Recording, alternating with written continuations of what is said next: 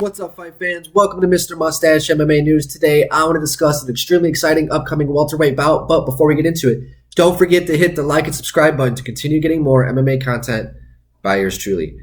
All right, guys, getting right into it, we got Gilbert Burns taking on Belal Muhammad, upcoming UFC 288, in a most likely title eliminator matchup for the true number one contender spot in the welterweight division, where Belal, who's riding a 4-fight win streak since his no contest to Leon Edwards back in 2021, where he's defeated the likes of Damian Maia, Stephen Wonderboy Thompson, Vicente Luque, and most recently finished the undefeated prospect in Sean Brady, right? Where he's kind of gone out there and basically beat these guys to their own game, except for Wonderboy, right? He said, fuck striking, and made that a wrestling matchup. And he's been able to go out there. He beat Damian Maia. He beat the brakes off Damian Maia. Whooped Wonderboy in a very boring fight, but he went out there with a high fight IQ with the desire to get the W in that matchup. Yeah, it was boring, but he went out there, did what he had to do to get the victory, right? And then capitalized on outstriking Vicente Luque, and really where he just seemed to be one step ahead in the entire game plan of Luque. Luque just couldn't get started, where Belal was just, he was able to level change so well and keep Vicente guessing, and just was able to open up his striking because Vicente was so invested in not getting taken down. It was able to open up Belal's striking throughout the fight, and he went out there and had a very solid victory over a very solid, tough Vicente Luque. And then most recently went out there, dominated the undefeated Sean Brady and finished him in a standing TKO. I mean, he put on a fucking clinic for Sean. He just showed the striking differential, and where Belal, where he's just been able to go out there and improve each and every time. He hasn't lost since 2019, since he took a decision L to Jeff Neal, right? And yeah, and that no contest that he had with Leon Edwards, it wasn't really looking good for him. He definitely lost that first round, but that was supposed to be a 5-round fight. If it wasn't for that eye poke, who really knows what would have happened? It's MMA, right? But in that first round, that little bit of taste that we did get to see, it wasn't looking so hot for him.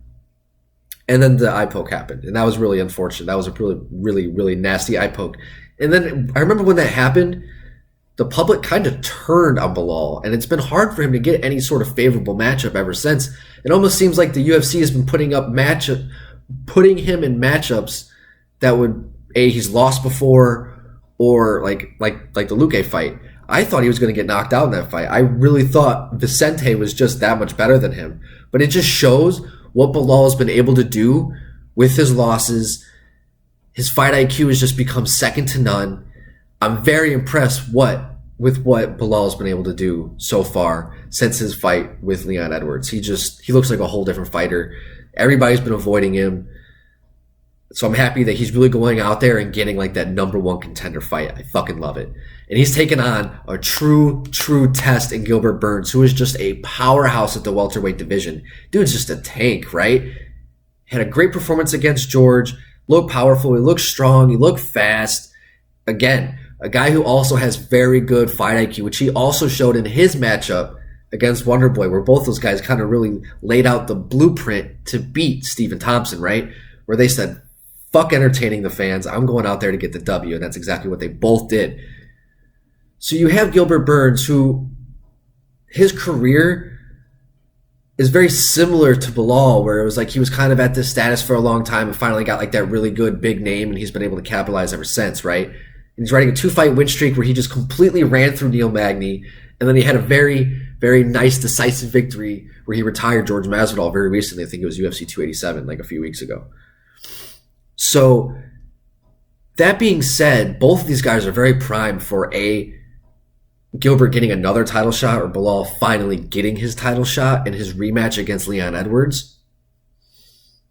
That's if Leon fights Colby. I think that's going to happen no matter what. I think the UFC is really going to force that fight to happen. I think Leon's going to end up fighting Colby, and if he beats Colby, we'll definitely either see him be fighting Gilbert Burns or Belal Muhammad moving forward. And Gilbert, he can definitely get this victory. He's strong, he's fast, and I think his strength might play a lot to his favor, right? Like, I think that Gilbert Burns at welterweight, now that he's not cutting all that weight to get down to lightweight, it's crazy to even think that he used to make 55, because it seems like it's tough for him to make 170. Dude's just a tank. And his style and Belal's style, like, they're very similar. They're very just grappling dominant, but still have hands. And I think that Gilbert, he does have that power edge, but I think Belal, his defensibility, what he's been able to do to avoid shots most recently, I think that he can make Gilbert miss and get the fight to the ground.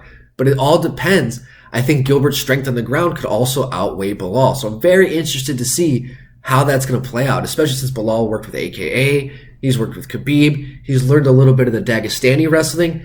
So I'm really interested to see how that's going to play out on the ground because I think it's going to end up being a ground fight. I really can see that happening because I don't think he's going to want to get hit by Gilbert. And I think that Gilbert, I think he's going to try and knock out Belal to avoid the wrestling. So I can see Belal using his fight IQ, getting the fight to the ground, and then that I think is where things are going to get really interesting. And I think strength, I think jiu-jitsu is going to play a huge part of it. But if Belal can stay on top, he can be very dangerous, throw a lot of ground and pound. He's not known for his finishing abilities. He's got 16 decisions, I think, out of his 22 wins.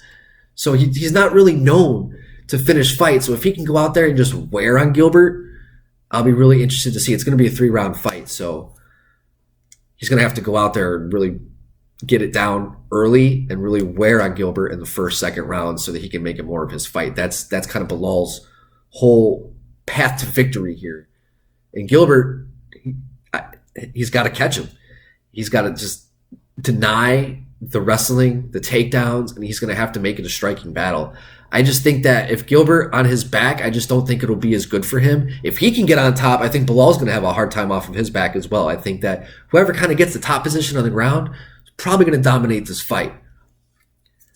I love this matchup so much. I'm so happy for Belal. I'm happy for Gilbert. It keeps the welterweight division kind of moving a little bit, which has been so stuck in the mud lately. They've had like the same 4 or 5 contenders the last like 4 or 5 years. It's been kind of annoying, but I'm pretty happy. Not 4 or 5 years, but I'd say maybe 3 years.